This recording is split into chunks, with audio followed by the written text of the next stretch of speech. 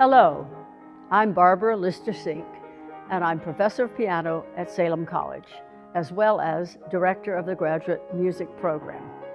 I also love visual art and ballroom dancing and powerlifting, and I'm delighted to be here. My roots go way back to Salem College and this whole area. The brothers Sink came over in 1753 with the Moravians down the Great Wagon Trail, settled here, went down to Davidson County, where my farm is now, And then one of my ancestors went to Salem College pre-Civil War, and my Aunt Jeannie Fitzgerald graduated from here in 1911 in music. But then it gets interesting because my mother, who was my great supporter and recognized my talent, wanted to make sure on her school teacher's salary that I got the best teachers. So I went up to, she brought me up to Salem College and got me connected here with the community music school. They called it the prep school then. And I studied with Margaret Mueller for 1 year, 1 year. And then she transferred me over to Dean Clemens Sandreski, who was my mentor. He became one of my best friends and my teacher for 3 years. And he got me prepared to go off to the wider world. So I went to Smith College then. I didn't stay at Salem, but then I would come back and visit. So I never planned to come back to Salem. But then after I lived for many years in Amsterdam, I came back, taught at Duke for a little bit, then got a job at the Eastman School of Music, which was divine. It was great students, great faculty, wonderful reputation. But the Rochester weather and I did not get along. Meanwhile, Clem Sandreski, Dean Sandreski, called me and said, "Barbara, I'm retiring after 34 years. Would you like to apply for Dean of the School of Music?" And I said, "Are you kidding me?" Because administration was not on my radar. I was a performer and I was a teacher. That was my identity. I've been intertwined with Salem College for over 65 years. It has been a remarkable journey. And this is going to sound a little silly, but it's the closest thing I've come to a really solid, long marriage. Of all the institutions that I have ever known, and there are many, either as a performer, a teacher, or an evaluator for reaccreditation, I've found Salem to be the most remarkable in its respect for its students, its sense of community, and essential kindness that people show to each other.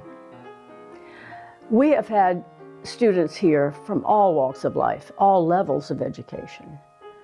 The faculty is so dedicated to them.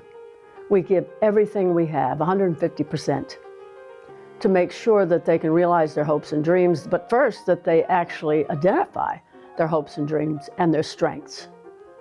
We walk those extra miles with them. My favorite tradition at Salem is not really a traditional tradition. It's kindness and the sense of community.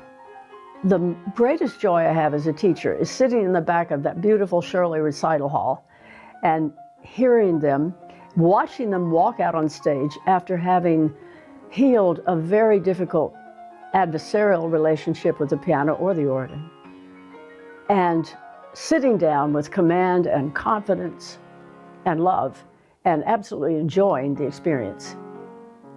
And realizing that the anxiety, the fear, the pain, the sense of failure that they often have had because of injuries or whatever, or because the piano world's brutal, it's really competitive.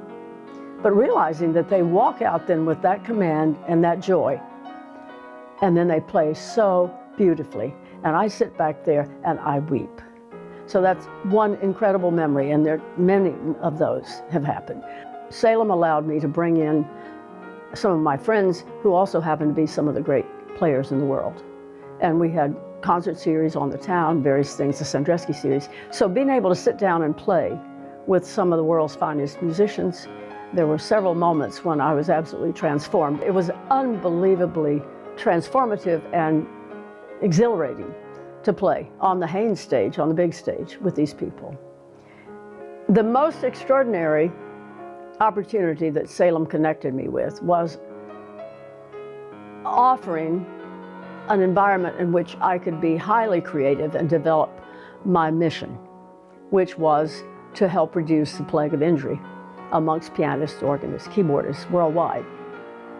I was able to slow things down for my students, give them the foundational training they needed in body awareness and good biomechanics, efficient, free, technique. And it was right here that I could do it. And so my students of all different ages and sizes and stripes, you might say, became my guinea pigs, and that my birdies, as we lovingly refer to them, my little free birdies. And it was right here, actually, in this very studio that we filmed Freeing the Caged Bird, developing well-coordinated injury-preventive piano technique. We had no idea it would go viral, so to speak, worldwide, become a classic, and actually catapult me onto the world stage. As now, at this point, I'm considered a specialist, a global specialist and expert in injury preventive technique. But that bothers me a little bit because I'm not a biomechanist, I'm not a scientist, but everything that I teach here is scientifically informed. I've studied biomechanics, neuroscience, all of that, movement science, and somatic education, Alexander technique, all of those things. So Salem also allowed me to get an Alexander technique teacher, which is about whole body awareness and good use, best use. So I incorporate that. So right here, I was able to film this upstairs in Shirley Recital Hall. I filmed it. It's all here. It's all right here, the very thing that has brought hundreds of students to me over the years and to Salem College, and actually given Salem, I guess, greater visibility worldwide, because they walk in and they go, oh, was this where you filmed this? Because it's famous, it's viral, it's on YouTube everywhere. So I think that was amazing that I could do that back in 1995.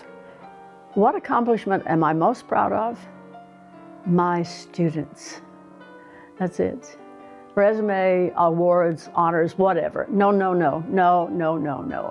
It's watching this grand parade of students and experiencing, either through emails or letters, or they're coming back and visiting, or YouTube clips or Facebook or whatever, that they're actually experiencing a very joyous life in music. And they've just developed into marvelously individual, unique people. That's what I'm most proud of, that I've had somehow some small influence in getting that to happen. Very proud of them.